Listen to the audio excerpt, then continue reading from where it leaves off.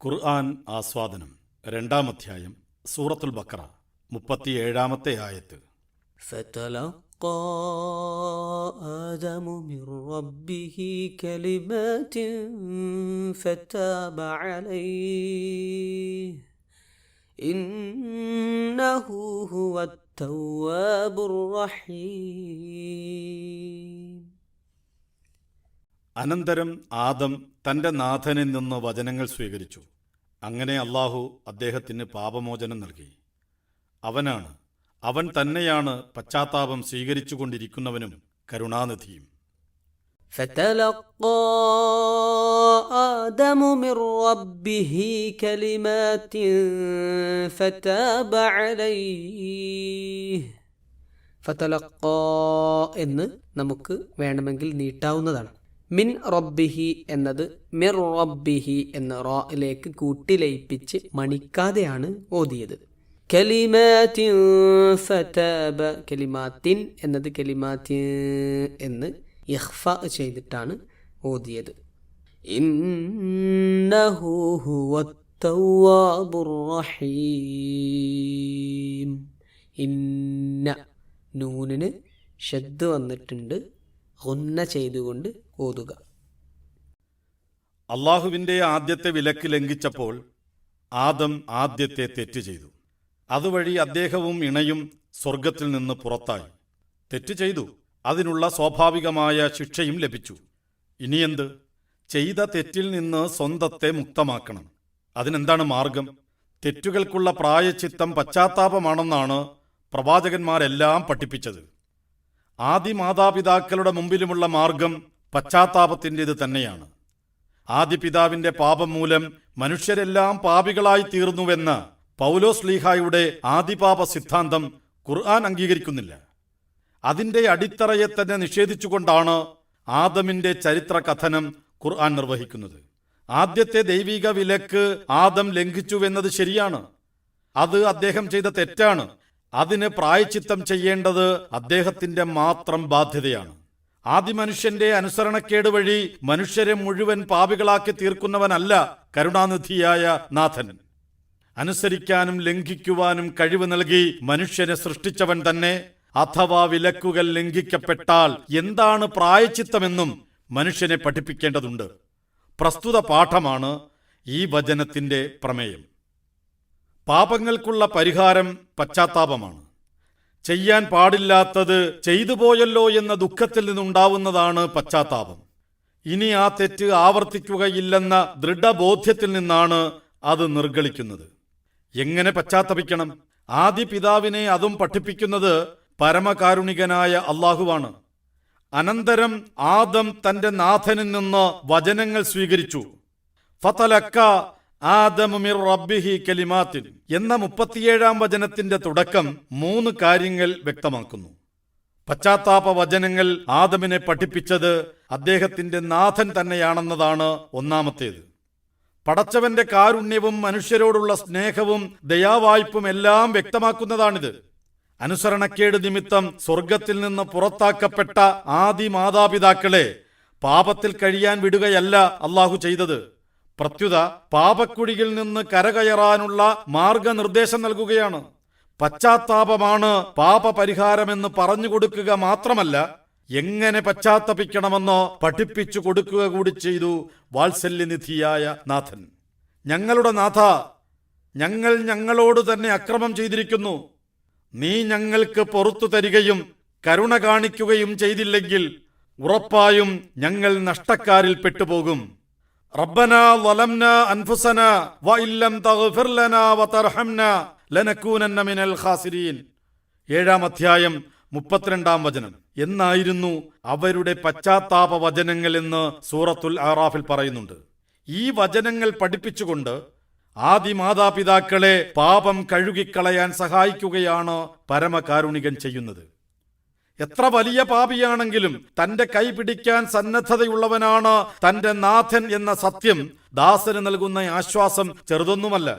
പ്രസ്തുത ആശ്വാസമാണ് ആദമിന്റെ പശ്ചാത്താപത്തെക്കുറിച്ച ഖുർആനിക വിവരണം അനുവാചകർക്ക് നൽകുന്നത്. ഫതലക്ക എന്ന് പറഞ്ഞുകൊണ്ടുള്ള തുടക്കം 2 കാര്യങ്ങളെ അടയാളപ്പെടുത്തുന്നു. ഒന്നാമത്തേത് കർമ്മത്തിന്റെ ധൃതിയാണ്. തെറ്റ് ബോധ്യപ്പെട്ട ഉടനെ തന്നെ ആദമും ഇണയും പശ്ചാത്തപിച്ചുവെന്ന് തുടക്കത്തിലെ വ്യക്തമാക്കുന്നു. മനുഷ്യ സഹജമാണ് തെറ്റുകൾ. തനിക്ക് പറ്റിയ തെറ്റിനെക്കുറിച്ച് ബോധ്യമുണ്ടായാൽ ഉടനെ തന്നെ പശ്ചാത്തപിക്കുന്നവനാകണം വിശ്വാസി എന്ന സന്ദേശം ഈ പ്രയോഗത്തിലുണ്ട്. ഫതാബ എന്നാണ് അള്ളാഹു പശ്ചാത്താപം സ്വീകരിച്ചതിനെക്കുറിച്ച് പ്രതിപാദിക്കുന്ന അടുത്ത ഖണ്ഡത്തിന്റെ തുടക്കത്തിലുമുള്ളത്. പശ്ചാത്തപിച്ചപ്പോൾ തന്നെ നാഥൻ അദ്ദേഹത്തിന് പുറത്തു കൊടുത്തുവെന്ന വസ്തുത വ്യക്തമാക്കുന്നതാണിത്. ആദം ചെയ്ത പാപത്തിന് പരിഹാരം ചെയ്യാനായി സഹസ്രാബ്ദങ്ങൾക്ക് ശേഷം ദൈവം മനുഷ്യരൂപത്തിൽ അവതരിച്ച് കാൽവരിയിൽ ബലിയായി തീർന്നുവെന്ന സിദ്ധാന്തത്തെ അതിന്റെ അടിത്തറയിൽ തന്നെ ഖുർആൻ നിഷേധിക്കുന്നതാണ് ഇവിടെ കാണുന്നത്. ആദം ചെയ്ത പാപത്തിന് ആദം തന്നെ പരിഹാരമുണ്ടാക്കി. പശ്ചാത്താപമാണ് ആ പരിഹാരം. കരുണാവാരിധിയായ അള്ളാഹു ആ പശ്ചാത്താപം സ്വീകരിക്കുകയും പാപത്തിൽ നിന്ന് വിടുതൽ നൽകുകയും ചെയ്തു. ഇതേപോലെ തന്നെയാകണം മനുഷ്യരെല്ലാം. അബദ്ധത്തിൽ തെറ്റ് ചെയ്തു പോയാൽ, പശ്ചാത്താപ വിവശരായി പടച്ചവന്റെ മുന്നിൽ കരയാൻ സന്നദ്ധമായാൽ അവൻ ഉടനെ തന്നെ അവർക്ക് പുറത്തു കൊടുക്കും. തലക്ക എന്ന പ്രയോഗം സന്തോഷപ്രദമായ സ്വീകരണത്തെയാണ് കുറിക്കുന്നത്. മലക്കുകൾ സത്യവിശ്വാസികളെ സ്വാഗതം ചെയ്യുന്നതിനെക്കുറിച്ച് പറയാനാണ് സൂറത്തുൽ അംബിയായിൽ തലക്കാഹും എന്ന് പ്രയോഗിച്ചിരിക്കുന്നത്. 21-ാം അധ്യായം 103-ാം വചനം. പശ്ചാത്താപ വചനങ്ങൾ ആദം അള്ളാഹുവിൽ നിന്ന് സ്വീകരിച്ചത് അതീവ സന്തോഷത്തോടെയായിരുന്നുവെന്ന് തുടക്കത്തിലെ തലക്ക പ്രയോഗം വ്യക്തമാക്കുന്നു. അബദ്ധത്തിൽ തെറ്റു ചെയ്തു പോയ വിശ്വാസിയുടെ മനസ്സിൽ ദുഃഖം തളം കെട്ടുമെന്നും അതിനുള്ള പരിഹാരം ലഭിക്കുമ്പോൾ അയാൾക്കുണ്ടാകുന്ന ആഹ്ലാദം പറഞ്ഞറിയിക്കാൻ കഴിയാത്തതാകുമെന്നുമാണ് ഈ പ്രയോഗത്തിലൂടെ വിനിമയം ചെയ്യപ്പെടുന്ന ആശയം.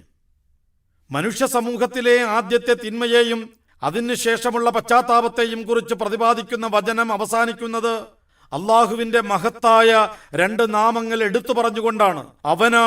അവൻ തന്നെയാണ് പശ്ചാത്താപം സ്വീകരിച്ചു കൊണ്ടിരിക്കുന്നവനും കരുണാനിധിയും. ഇന്നഹു ഹുവ തവ്വാബുർ റഹീം. പശ്ചാത്താപം സ്വീകരിച്ചു കൊണ്ടിരിക്കുന്നവൻ എന്ന് പരിഭാഷപ്പെടുത്തിയിരിക്കുന്നത് അത്തവ്വാബ് എന്ന ദൈവനാമത്തെയാണ്. ത വാവ് ബ അക്ഷരത്രയത്തിൽ നിന്നുണ്ടായ താബയുടെ കർത്തൃനാമമാണ് തവ്വാബ്. താബ എന്നാൽ മടങ്ങുക എന്നാണ് അർത്ഥം. മടങ്ങുന്നവരെ എല്ലായ്പ്പോഴും സ്വീകരിക്കുന്നവൻ എന്ന് തവ്വാബിന് അർത്ഥം പറയാം. നൈരന്തര്യത്തെ വെളിപ്പെടുത്തുന്നതാണ് ഈ നാമം. പശ്ചാത്താപം സ്വീകരിക്കുന്നവൻ എന്നതിന് പകരം പശ്ചാത്താപം സ്വീകരിച്ചുകൊണ്ടിരിക്കുന്നവൻ എന്ന് അർത്ഥം പറയുന്നത് അതുകൊണ്ടാണ്. തെറ്റുകൾ തിരിച്ചറിയുകയും അവ ചെയ്തതിൽ ദുഃഖിക്കുകയും അവ ആവർത്തിക്കരുതെന്ന് തീവ്രമായി ആഗ്രഹിക്കുകയും ചെയ്തുകൊണ്ട് കുറ്റങ്ങൾ ഏറ്റുപറഞ്ഞ് മാപ്പപേക്ഷിക്കലാണ് തൗബ. അങ്ങനെ മാപ്പപേക്ഷിക്കുന്നവരെ കളങ്കമില്ലാത്തവരായി സ്വീകരിക്കുന്നവനാണ് തവ്വാബ്. ഖുർആനിൽ 10 തവണ ആവർത്തിക്കപ്പെട്ട അള്ളാഹുവിന്റെ നാമമാണത്. തെറ്റു ചെയ്യുന്നവരെ വെറുക്കുന്നവനായല്ല ഖുർആൻ അള്ളാഹുവിനെ പരിചയപ്പെടുത്തുന്നത്. അവരെ സ്നേഹിക്കുകയും അവർ പശ്ചാത്തപിച്ചു മടങ്ങുമ്പോൾ ഏറെ സന്തോഷിക്കുകയും ചെയ്യുന്നവനുമായാണ്. തന്റെ ദാസന്മാരിൽ നിന്ന് പശ്ചാത്താപം സ്വീകരിക്കുന്നവനാണവൻ. ദുർവൃത്തികൾക്ക് അവൻ മാപ്പ് നൽകുകയും ചെയ്യുന്നു. 42-ാം അധ്യായം 25-ാം വചനം എന്ന് ഖുർആൻ വ്യക്തമാക്കുന്നു. നിശ്ചയമായും പകൽ പാപം ചെയ്തവരുടെ പശ്ചാത്താപത്തിനായി രാത്രിയിൽ അള്ളാഹു തന്റെ കൈകൾ നീട്ടുന്നു. രാത്രിയിൽ പാപം ചെയ്തവരുടെ പശ്ചാത്താപത്തിനായി അവൻ തന്റെ കൈകൾ പകലിലും നീട്ടുന്നു. സൂര്യൻ പടിഞ്ഞാറുദിക്കും വരെ ഇത് തുടരും എന്ന അബൂ മൂസയിൽ നിന്ന് മുസ്ലിം നിവേദനം ചെയ്യുന്ന നബിവചനം പശ്ചാത്താപം എത്രത്തോളമാണ് അള്ളാഹു ഇഷ്ടപ്പെടുന്നതെന്ന് വ്യക്തമാക്കുന്നുണ്ട്. വെള്ളമില്ലാത്ത മരുഭൂമിയിൽ വെച്ച് നഷ്ടപ്പെട്ട ഒട്ടകത്തെ തിരിച്ചു ലഭിക്കുമ്പോൾ യജമാനനുണ്ടാവുന്നതിനേക്കാൾ അധികം സന്തോഷം ഒരു ദാസൻ പശ്ചാത്തപിച്ച് മടങ്ങുമ്പോൾ അള്ളാഹുവിനുണ്ടാകുന്നുവെന്ന് നബി സല്ലല്ലാഹു അലൈഹി വസല്ലം പറഞ്ഞതായും അബൂ ഹുറൈറ റളിയല്ലാഹു അൻഹുവിൽ നിന്ന് മുസ്ലിം ഉദ്ധരിക്കുന്നുണ്ട്. തവ്വാബിനോടൊപ്പം റഹീം എന്ന അള്ളാഹുവിന്റെ നാമം കൂടി ചേർത്ത് പറഞ്ഞത് ശ്രദ്ധേയമാണ്.